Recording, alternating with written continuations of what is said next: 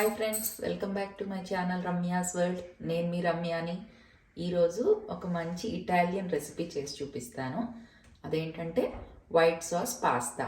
దానికి కావాల్సిన పదార్థాలు, తయారీ విధానం లేట్ చేయకుండా చూసేద్దాం రండి. ముందుగా వైట్ సాస్ పాస్తాకి కావాల్సిన పదార్థాలు చూసేద్దాము.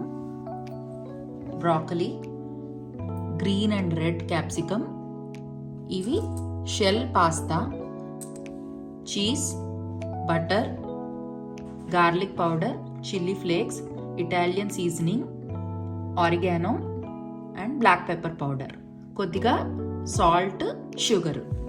దాని తయారీ విధానం ఏంటో చూసేద్దాం రండి. ముందుగా మన పాస్తా ఉడికించుకుందుకైతే ఒక వెడల్పు బౌల్లోని ఇలాగా వాటర్ తీసుకున్నాము. దీన్ని మరిగించడానికి పెట్టానన్నమాట.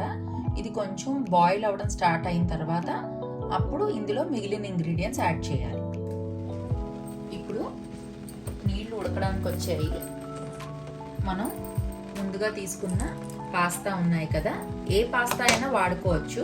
ఇక్కడ నేను షెల్ పాస్తా, ఇది షెల్ పాస్తా అన్నమాట. అంటే ఒక షెల్ షేప్లో ఉన్న పాస్తా ఇదైతే కొంచెం బాగుంటుందని ఇది తీసుకున్నాను. మీ దగ్గర ఏది అవైలబుల్గా ఉంటే అది తీసుకోవచ్చు.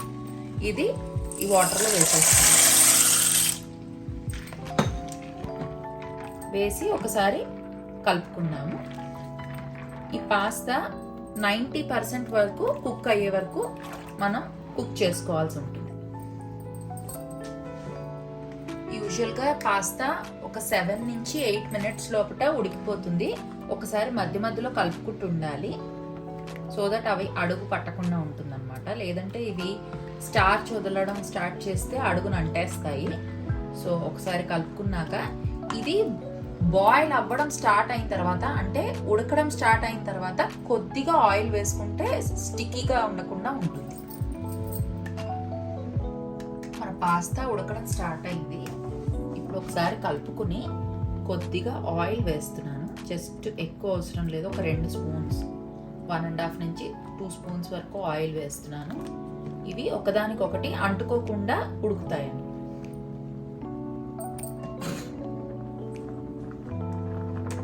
పాస్తా ఒక 60% అయితే ఉడికిపోయింది. ఇప్పుడు మనం ముందుగా కట్ చేసి పెట్టుకున్న బ్రాకలీ ఉన్నాయి కదా, ఇవి కూడా ఇందులో వేసేస్తున్నాను. అంటే ఇంకొక 2 మినిట్స్లో మనం పాస్తా పూర్తిగా ఉడికిపోతుంది. సో ఆ 2 మినిట్స్ ఉడకడం సరిపోతుంది అనమాట బ్రాకలీకి. ఒకసారి దీన్ని కూడా కలిపేసుకుని, ఎక్కువసేపు పట్టదు, ఒక 1.5 నుంచి 2 మినిట్స్ లోపల మన పాస్తా ఉడికిపోతుంది. సో అప్పుడు మనం దీన్ని స్ట్రెయిన్ చేసేసుకోవాలి. మన పాస్తా వేసి ఆల్మోస్ట్ ఒక 7 మినిట్స్ అయిపోయింది. ఇప్పుడు మనం కొద్దిగా ఈ పాస్తా ఉడికించిన వాటర్ ఏదైతే ఉందో అది కొద్దిగా తీసి పెట్టుకుంటున్నాను. ఎక్కువ అవసరం పడదు, జస్ట్ ఒక 2 నుంచి 3 స్పూన్ల వరకు వాటర్ అయితే ఉంచుతున్నాను. ఇది ఎందుకంటే తర్వాత చెప్తాను మీకు. ఇప్పుడు ఒకసారి కలిపేసుకుని చెక్ చేద్దాము మన పాస్తా ఉడికిందో లేదో. ఆల్మోస్ట్ చూడ్డానికైతే ఉడికిపోయింది. సాఫ్ట్గా అయిపోయింది. ఇంతకన్నా కుక్ అవ్వని అవసరం లేదు. స్టవ్ ఆఫ్ చేసేసుకుని దీన్ని స్ట్రెయిన్ చేసేసుకుందాం. ఇప్పుడు మనం వైట్ సాస్ తయారు చేయడానికి కావాల్సిన పదార్థాలు అయితే చూసేద్దాము. ఇది ఒక 3 టేబుల్ స్పూన్స్ ఆఫ్ మైదా అన్నమాట. బటర్ కావాలి. ఇది 200 ml ఆఫ్ మిల్క్ అన్నమాట. నేను తీసుకున్నది పచ్చి పాలే అన్నమాట. మీరు కావాలంటే కాచి చల్లార్చిన పాలు కూడా తీసుకోవచ్చు, ఏదైనా బాగానే ఉంటుంది. సో ఇప్పుడు వైట్ సాస్ ఎలా తయారు చేయాలో చూసేద్దాము.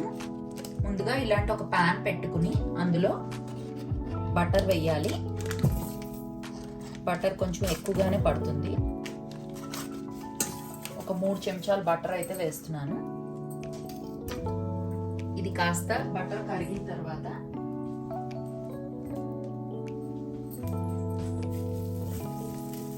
బటర్ మెల్ట్ అవుతోంది. ఇది కొంచెం ఫ్లేమ్ తగ్గించి పెట్టుకుని చేద్దాము, లేకపోతే మాడిపోతుంది బటర్. కంప్లీట్గా బటర్ కరగనవసరం లేదు.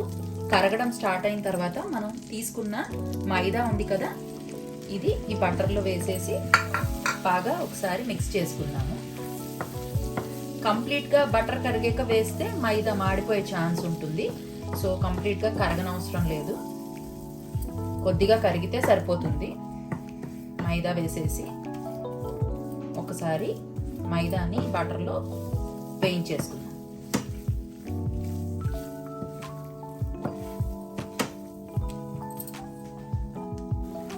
మనం వేసుకున్న మైదా బటర్లో కొద్దిగా ఫ్రై అయిపోయింది.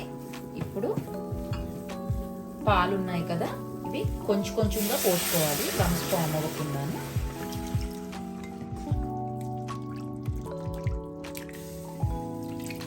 చూసుకుని పోసుకోవాల్సి ఉంటుంది.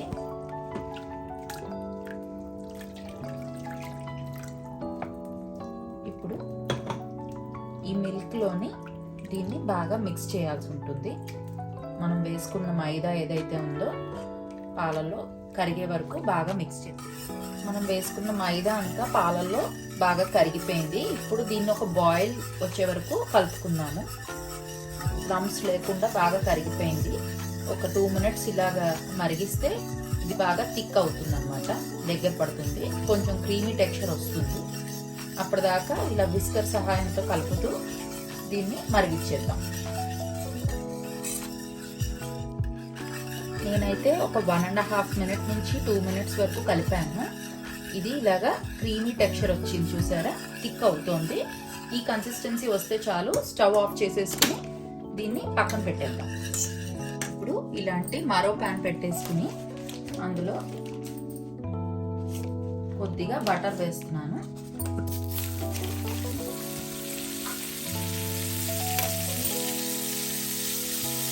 ఇందులో పెట్టుకున్నాను, బటర్ మాడిపోకుండా. బటర్ కొద్దిగా కరిగిన తర్వాత మనం సన్నగా చాప్ చేసి పెట్టుకున్న రెడ్ అండ్ గ్రీన్ క్యాప్సికమ్ ఉన్నాయి కదా, అవి ఒకసారి సాటే చేసుకుందాం ఈ బటర్లో.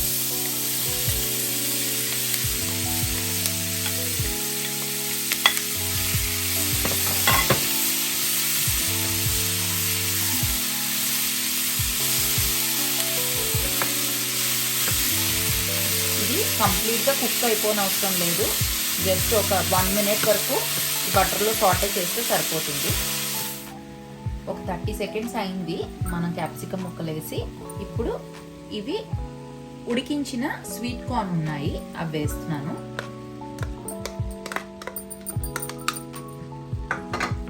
ఇవి కూడా వేసి మరొక 30 seconds సాటే చేసేద్దాము.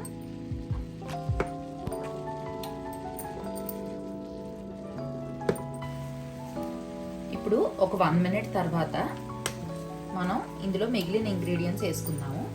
ముందుగా కొద్దిగా గార్లిక్ పౌడర్ వేస్తున్నాను.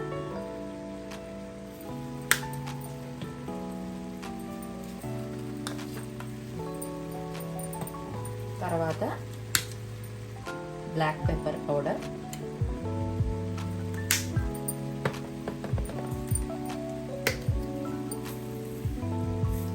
Chilli flakes, oregano, Italian seasoning,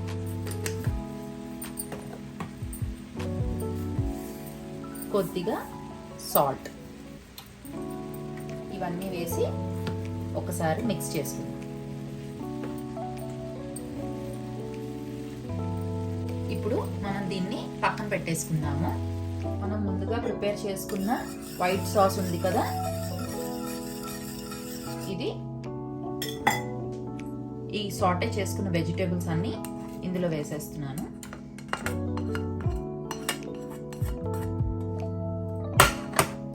వేసేసి లో ఫ్లేమ్లో ఒక్కసారి కలిపేసుకుంటే వెజిటేబుల్స్ అంతా మన వైట్ సాస్లో మిక్స్ అయిపోతాయి. దీంతో పాటు మనం ముందుగా ఉడికించి పెట్టాం కదా బ్రోకలీ, వీటిని కూడా వేసేస్తున్నాను. అన్నిటినీ ఒకసారి బాగా కలిపేసుకుందాం. ఇవన్నీ కలిపేసుకున్నాక కొద్దిగా టేస్ట్ బ్యాలెన్స్ చేయడం కోసం, కొద్దిగా ఆ కమ్మదనం రావడం కోసం ఒక 1/2 స్పూన్ ఆఫ్ షుగర్ వేసాను నేను. వేసి ఒకసారి 4 పక్కల కలిపేసుకుని మనం ఉడికించి స్ట్రెయిన్ చేసి ఒక స్పూన్ ఆఫ్ ఆయిల్ వేసిన పాస్తా ఉంది కదా, చూసారు కదా ఎలా ఉందో, ఇది ఇందులో వేసేస్తున్నాను. వేసేసి బాగా మిక్స్ చేసుకుని, ఇది మిక్స్ చేసుకున్నాక మనం ముందుగా కొద్దిగా పాస్తా ఉడికించుకున్న వాటర్ తీసాను కదా, దాన్ని కూడా ఇందులో వేసేస్తున్నాను. వేసేసి ఒకసారి కలిపేసుకుని స్టవ్ ఆఫ్ చేసేసి చీజ్ స్లైస్, నేనైతే మోజరెల్లా చీజ్ వాడుతున్నాను ఇక్కడ. మీరు ఏ చీజ్ ఉంటే ఆ చీజ్ వాడుకోవచ్చు. మోస్ట్లీ మోజరెల్లా చీజ్ చాలా బాగుంటుంది దీనికి. దీన్ని ఇలాగే ఒక 2 minutes పాటు లిడ్తో కవర్ చేసి ఉంచేద్దాం.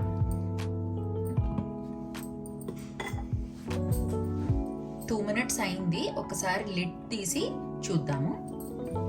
చూసారు కదా మన పాస్తా రెడీ అయిపోయింది, వేసిన చీజ్ కూడా కరిగిపోయింది. సో ఒకసారి కలిపేసుకుని సర్వింగ్ బౌల్లోకి తీసేసుకోవడమే. ఎంత రిచ్గా ఉందో చూసారా, క్రీమీ టెక్స్చర్, చీజీగా క్రీమీగా ఉంది. మనం వేసిన చీజ్ కూడా ఒకసారి కలిపేసుకుంటే 4 పక్కల మొత్తం పాస్తాకంతా ఆ టేస్ట్, ఆ ఫ్లేవర్ తెలుస్తుంది. ఇప్పుడు ఇంకా సర్వింగ్ బౌల్లోకి తీసేసుకుందాం. రెడీ అయిపోయిన మన పాస్తా సర్వింగ్ బౌల్లోకి తీసేసుకుని సర్వ్ చేసేసుకోవడమే. ఈ వీడియోలో నేను చేసిన వైట్ సాస్ పాస్తా మీ అందరికీ నచ్చిందని ఆశిస్తున్నాను. ఇలాంటి మరిన్ని వీడియోల కోసం మా ఛానల్ని సబ్స్క్రైబ్ చేసుకోండి. ఈ వీడియోని మీ ఫ్రెండ్స్ అండ్ ఫ్యామిలీతో షేర్ చేయండి. ఈ వీడియో మీ అందరికీ నచ్చిందని ఆశిస్తున్నాను. మరోసారి మరో వీడియోలో మళ్ళీ కలుద్దాం. అందాక this is Ramya signing off. Bye.